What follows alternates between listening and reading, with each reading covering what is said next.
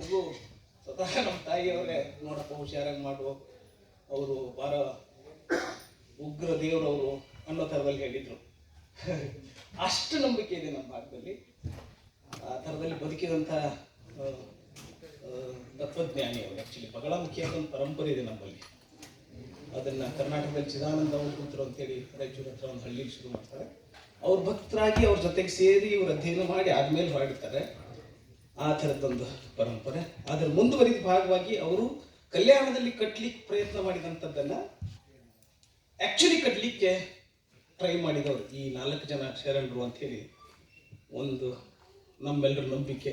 ಹಾಗಾಗಿ ಇದನ್ನು 1850 ಸುಮಾರಿಗೆ ಇವರೆಲ್ಲ ಬದುಕಿದ್ರು. ಒಂದು 150 ವರ್ಷದ ಹಿಂದೆ ಒಂದು ಕುಂಭಮೇಳ ಆಗಿತ್ತು. ಆ ಟೈಮಲ್ಲಿ ಇವರು ಮಡಿವಾಳಜ್ಜ ಕುಂಭಮೇಳಕ್ಕೆ ಹೋಗ್ಬೇಕಂತ ಹೋಗ್ತಿರ್ತಾರೆ. ಇವ್ರು ನಿಲ್ಲಿಸಿ ಮಾತಾಡ್ತಾರೆ.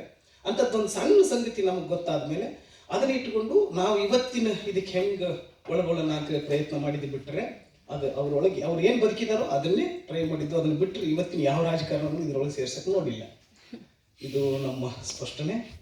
ಈ ನಾಟಕದಲ್ಲಿ ಬನ್ನಿ ಮೇಲೆ ಅಭಿನಯಿಸಿದಂಥವರು ಈರಣ್ಣ ಐನಾಪುರ, ಮಂಜುನಾಥ್ ಬಗ್ಲಿ ಬಿಜಾಪುರ, ಗಾಯತ್ರಿ ಹೆಗ್ಗೋಡು,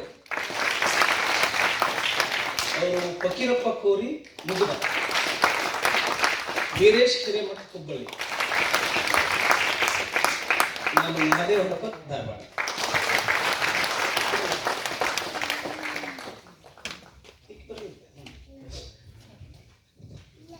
ವಿನಾಥ್ ನಟವರ. ಆಮೇಲೆ ಇವತ್ತು ಈ ನಾಟಕಕ್ಕೆ ಬೆಳಕು ವಿನ್ಯಾಸ ಮಾಡಿದವರು ಸಂಗಮೇಶ್ ಸೋರಗಾವಿ. ಈ ನಾಟಕವನ್ನು ಪಠ್ಯವನ್ನು ನಮಗೆ ಆಕಾರ ಒದಗಿಸಿಕೊಟ್ಟವರು ರಾಜ್ಕುಮಾರ್ ಮಡಿವಾಳರವರು ಧಾರವಾಡದವರು. ಈ ನಾಟಕ ನೋಡ್ಲಿಕ್ಕೆ ತಾವೆಲ್ಲರೂ ಬಂದಿದ್ದೀರಿ.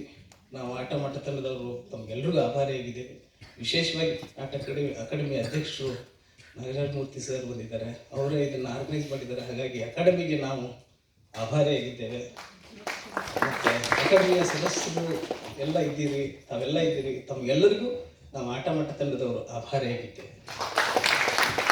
ಇಲ್ಲಿವರೆಗೂ ಮಾತಾಡಿ ಅಭಿನಯವನ್ನು ಮಾಡಿದಂಥವರು ನಾಟಕದ ವಿನ್ಯಾಸ ಮತ್ತು ನಿರ್ದೇಶನ ಮಹದೇವ ಹೊಳಪದ. ದಯಮಾಡಿ ನಾಟಕ ಅಕಾಡೆಮಿ ಅಧ್ಯಕ್ಷರಾದ ನಾಗರಾಜ ಮೂರ್ತಿ ಅವರು ಬರಬೇಕು.